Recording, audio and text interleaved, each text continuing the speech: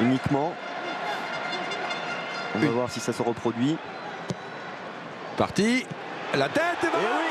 Raphaël Varane. Ouverture du score de Raphaël Varane qui avait marqué contre la Suède à Marseille. Et qui est là? C'est lui. Raphaël Varane, deuxième but.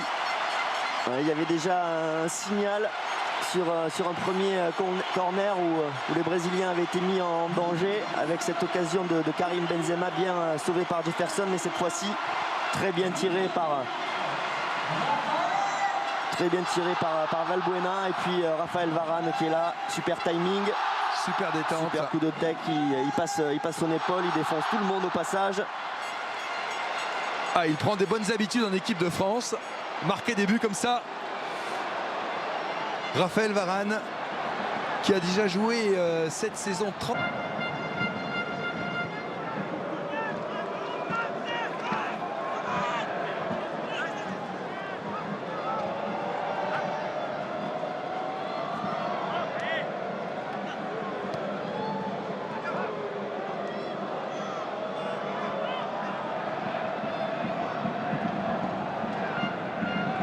Sur le côté gauche peut-être avec Felipe Luis, Oscar. Oh, entre les jambes. Et il les redonné, Oscar. Et l'égalisation. L'égalisation brésilienne sur son mouvement juste avant la pause. Ouais, avec un bon 1-2. Un bon 1-2 côté brésilien, bien conclu par Oscar, même si je crois qu'il a mis la pointe du pied pour conclure cette action. Ouais. Il y a une belle remise, je pense, de Firmino. On va voir ça au ralenti. Oui. C'est son 12e but avec la Seleção.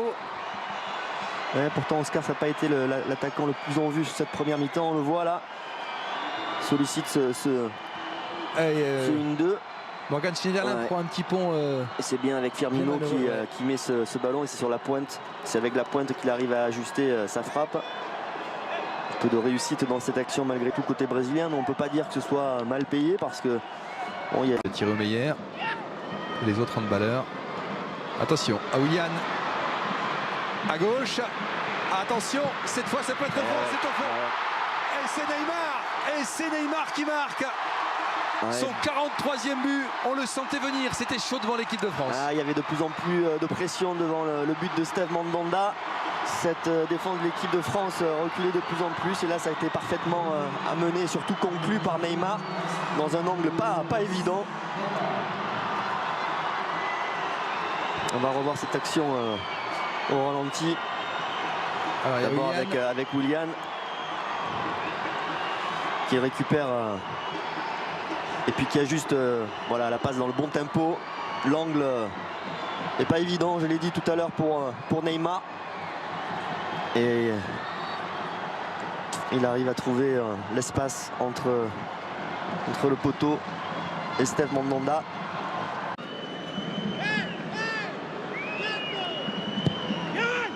Centre. Oula, c'est au fond. Et c'est au fond.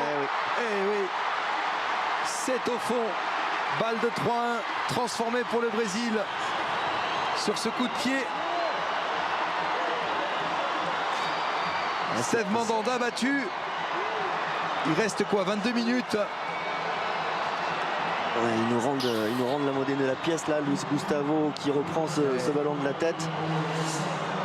Et sur coup de pied arrêté cette fois-ci, ils n'ont pas été très efficaces sur le plan défensif. Par contre, sur le plan offensif, ils le sont, les Brésiliens. Et là, c'est un marquage. Luis Gustavo qui se retrouve quasi tout seul. On était sur Neymar et c'est Luis Gustavo effectivement qui place sa tête. On vous l'avait dit, en forme, il avait marqué contre Mayence ce week-end.